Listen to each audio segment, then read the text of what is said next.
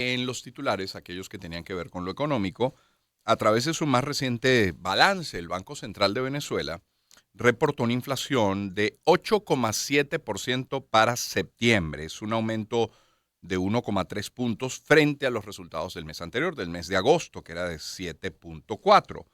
Bueno, estamos hablando entonces de una inflación de septiembre de 8,7%, de una acumulada enero-septiembre de 158,3% y de una anualizada, es decir, septiembre 2023, septiembre 2022 a septiembre 2023 de 317,6%. De eso vamos a hablar a continuación con la gente de Ecoanalítica. Ecoanalítica. Balance del mundo económico. Con Román Losinski. Y con Luis Arturo Bárcenas, economista senior de Ecoanalítica, jefe del staff de economistas de Ecoanalítica. Luis Arturo, qué gusto saludarte. Hola Román, buen día, ¿cómo estás? Muy bien. A tu audiencia y a tu equipo. Muchísimas gracias. Luis Arturo, se va confirmando lo proyectado desde Ecoanalítica para este año, ya cuando hablamos de una acumulada de 158,3%, de una inflación anualizada de 317,6%, ¿va coincidiendo con las proyecciones de Ecoanalítica? Sí, efectivamente. Digamos que un poco la cifra oficial termina por validar nuestros números, nuestras predicciones, y incluso Román está un poco por debajo, ¿no? De hecho, nuestras visiones generales, nuestros estimados a partir de datos semanales daban una inflación para agosto incluso mucho más alta de lo que reportó el ente emisor, ¿no? El ente emisor hablaba de un 7%, nuestras cifras apuntan a un poco más del doble, ¿no? Casi 15% de inflación en agosto.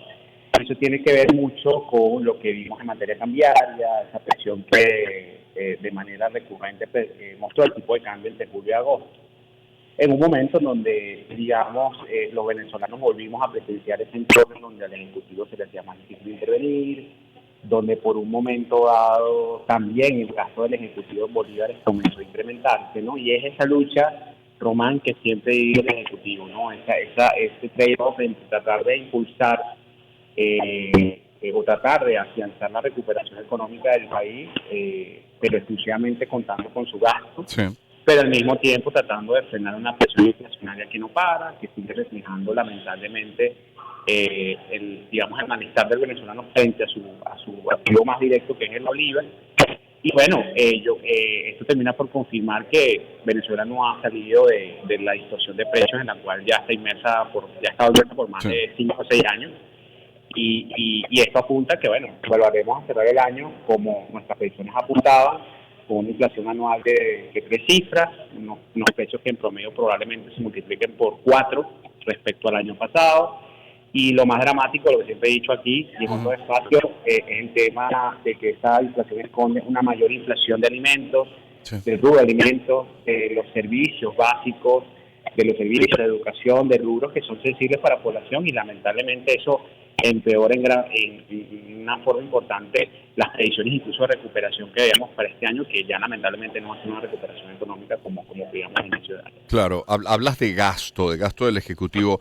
¿Qué prevén para estos últimos meses del año? ¿Creen que el gasto aumente en la misma dimensión de años anteriores este último trimestre? ¿Creen que sea más? ¿Creen que sea menos? Porque además habría que considerar la primaria, pero sobre todo que 2024 será año electoral. ¿Qué esperan para este último trimestre de 2023?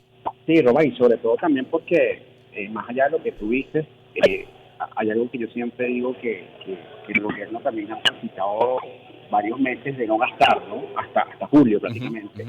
Y eso le cobra caro en términos de credibilidad frente a la población. O sea, los más allegados al gobierno dejan de creer en la capacidad del gobierno para sustentarle una mejor calidad de vida, y eso políticamente les cuesta. Entonces, yo creo que eso también, incluso más allá de la incertidumbre de la realización de la primaria, inclusive de la incertidumbre frente a una posible elección presidencial del año que viene, yo creo que ha llegado un momento en donde el gobierno debe gastar más.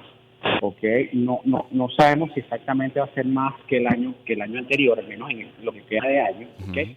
Probablemente sí va a ser más de lo que fue entre enero y septiembre. Okay, y eso se debe mucho al tema estacional que siempre hablábamos, a los pagos navideños, que es la mejor época para hacerlo. Y probablemente lo que hemos visto, Román, en los últimos meses ha sido precisamente un sector público que se ha aguantado, en términos coloquiales, en gastar menos para precisamente saltar el dinero ahorita, que es precisamente la época donde todo el mundo lo espera. Claro. Pero es muy probable incluso que el mayor gasto lo veamos el año que viene. Ok. ¿Okay? Porque de nuevo, tú lo decías en parte, viene una elección presidencial en puerta, si nada cambia, y los analistas políticos han apuntado a eso, hay una parte de la población que se consideraba así en el oficialismo, que ya no lo es tanto, pues por lo menos a la figura ejecutiva de actualmente, y esa lealtad hay que, digamos, decirlo en términos coloquiales, comprarla o convencer a la gente. Y lamentablemente el gobierno no tiene en este momento mayores herramientas sino ese gasto, ¿no? Y creo que eso es lo que va a hacer que los precios, veamos los mayores precios del año en este trimestre, y que haga que los precios sigan creciendo de manera agresiva el año que viene. Ahora, tendríamos que imaginarnos, pasearnos por la idea, es Luis Arturo Bárcenas que nos acompaña, de que cuando se dé, sea en este último trimestre o ya el año que viene, antes de las presidenciales, se dé un mayor gasto, haya también una mayor intervención del Banco Central sobre la banca para tratar de contener el aumento del dólar. ¿Hay dinero para ambas cosas, es decir, para un mayor gasto, pero también para intervenir en la banca? Sí, mira. El dinero del gasto, digamos, no vamos a decir que siempre existe, pero es más fácil conseguirlo porque al final de cuentas el gobierno puede, como decimos coloquialmente, romper el vidrio y pedirle al Banco Central que genere más bolívares, ¿no? Exacto. O sea, creo que esa es la forma más, digamos, más expedita que tiene el gobierno, ¿no? El gobierno sabe que esto genera inflación y lo va a hacer de la menor medida posible, básicamente.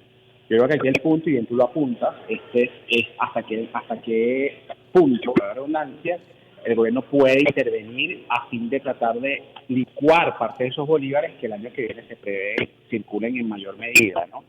Y hay señales que te dicen que, digamos, el gobierno está en una fase intermedia o una fase, digamos, de no escasez de divisas crónica, pero sí en un entorno en donde lamentablemente la actividad petrolera no le genera lo mismo que antes. Estamos hablando de que el gobierno sigue generando menos de 10 millones al año en materia de exportación de crudo. Estamos hablando que el gobierno tiene cerca de unos 4.000 millones de dólares en cuentas en el exterior, que forman parte del presupuesto, pero no se declaran.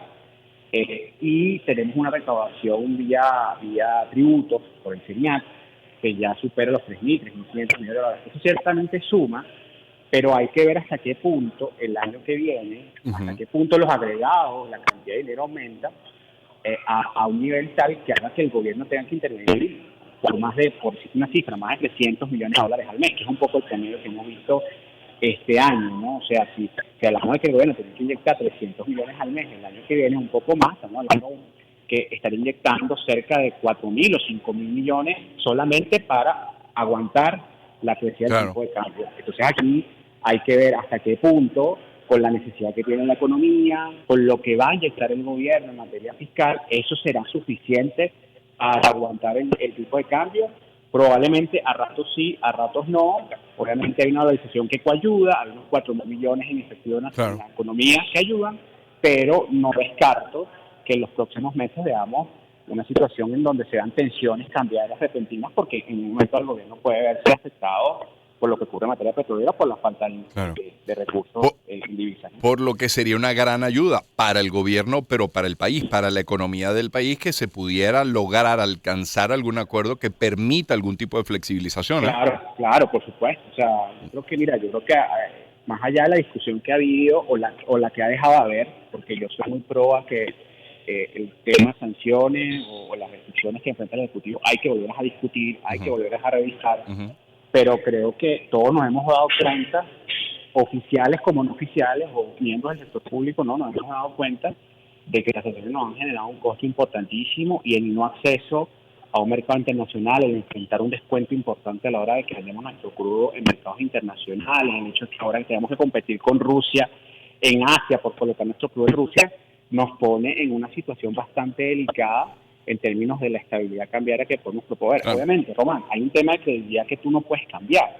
Hay un tema de falta de credibilidad que lamentablemente del cual el gobierno adolece, que eso no lo puedes cambiar, pero ciertamente la falta de divisas hace que los efectos de esa falta de credibilidad, que es una mayor inflación, una presión cambiaria, se vean de manera cada vez más recurrente y al que golpeas al venezolano a pie. Sí. Yo creo que en ese sentido hay que volver a tomar discusión, hay que, digamos, valorar esos hechos de volver al debate de hasta qué punto las sanciones son efectivas y hasta qué punto podemos flexibilizarlas para lograr los objetivos que se quieren lograr, ¿no? Claro. No empeorar la calidad de vida de venezolanos. Claro, claro. Luis Arturo, muchísimas gracias por acompañarnos esta mañana.